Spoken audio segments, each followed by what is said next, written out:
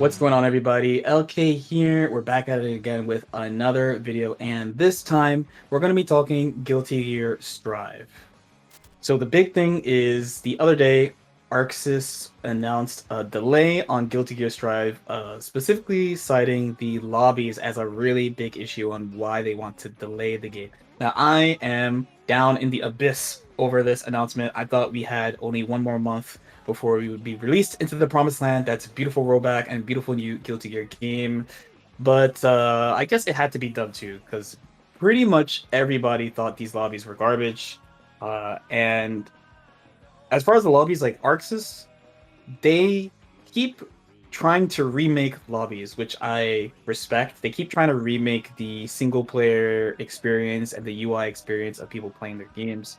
This one was uh, rather adventurous, to say the least, and we thought it was a meme actually when they showed it to us originally, because I think they announced out April 1st, but it ended up being the real thing. It was a problem in the closed beta, and it was a problem in the open beta. And I think a combination of this and how the game was a little unplayable for a couple of days. If you remember during the open beta, there was maybe, I want to say, like 20 hours where no one could play the game because they were fixing server stuff. So even though I really just want to stay in bed until June 11th, I understand it has to be done. I am really looking forward to the game anyway, and anything to make the game good on release that they have to do, it's fine. This is the game's second big delay. It's a little bit smaller of a delay than the first one, because the game actually was supposed to come out in 2020, but hey, it's all good, especially if how much fun I had with the open beta. So the beta itself. I got to play the open beta. I got a pre-order, so I played on Wednesday. The beta ran from Wednesday to the next Tuesday, again, because a lot of people had issues with connecting and the servers were down for almost, I want to say, a little bit more than a day. The game itself was such a huge improvement. Actually cannot say how much better the game was compared to the version I played before. So I've actually played three versions of Strive now. I played this open beta, I played the closed beta last year, I think like last May or April, something like that, and I played I can we call it an alpha? I played a version with just Soul and Kai at Frosty Faustings 2020. And when I played that version, I was like, this game's kind of dope. When I played the closed beta, I'm like, this game might be garbage. When I played the open beta, I was like, okay, this game is much, much, much better. Not only because my character, Amelia, was in the game, so of course that's a big factor in Guilty Gear. You usually only play one, maybe two characters, so not having your character playable will be kind of a sleep experience. But a lot of the issues I had with the closed beta were fixed for the most part. So things like the air dash in the closed beta felt like trying to run through sludge in Super Mario Sunshine. It was really, really, really bad. And in the alpha that I played, it was just a normal air dashing game air dash.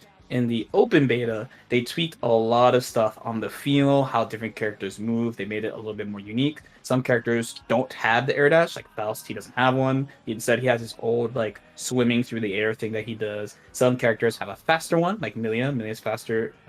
Her air dash is faster than other characters. Different characters drift different ways. They made it more unique and individual, and it feels a lot better. The game feels faster overall, which was kind of nice.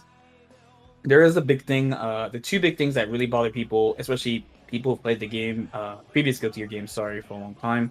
There are the Gatling, so the chains, like what buttons can you press after another. That's a really weird way of putting it, but it's like a chain system that they have in the game. And there is the new wall break system. So for my Smash people out there, it's a little bit like Smash, where you could knock them off the stage, but instead of like edge guarding them or whatever, you just knock them into a new stage and you keep playing when you break the wall. If you played any 2D fighter, this basically doesn't really exist besides like Injustice, I think. And people are really feeling some type of way about this because normally, and for a while now too, ArcSys has had this thing of low return mid screen. So like if you hit somebody in mid screen, you don't get a lot of stuff, and then if you hit them in the corner, you get a lot of stuff. Now it's if you hit them in the corner a bunch, you send them back to mid screen, and you can send them two ways. You either send them back normally, and it's like the start of a new round, even though it's not, and you could break the wall with a super, and you get a knockdown, and you get to like do a quick little mix up. So people really, really, really have this is a lot of polarized opinions about this. I think it's at least worth exploring. Like, I don't particularly feel like it's good or bad. I'm just like, okay, how is it going to affect the way the game is played? Like, they must have a reason for doing this, and how should it affect the game type of energy. Because your character actually gets stronger when you break the wall for a while, which is a really, really big part of the game.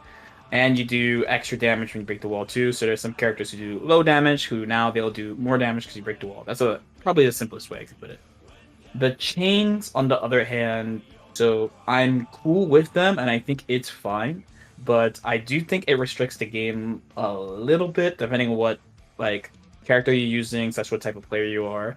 And for a game that's supposed to introduce people to Guilty Gear, because Guilty Gear is known for being a pretty difficult series to get into, I think the new chains are harder on beginners than the old chains. The old chains you can kind of just mash and things will happen. The new chains are like you have to do this into this or this into this or this into this, and the game doesn't tell you. There is a general like rule like no lights into mediums, but you can do lights into heavies. You can do mediums to heavies, but no heavies into yeah, stuff like that. But the game doesn't tell you any of it unless you do the tutorial, I think, and it feels really really weird at the start. Eventually, it makes sense, but at the start, no.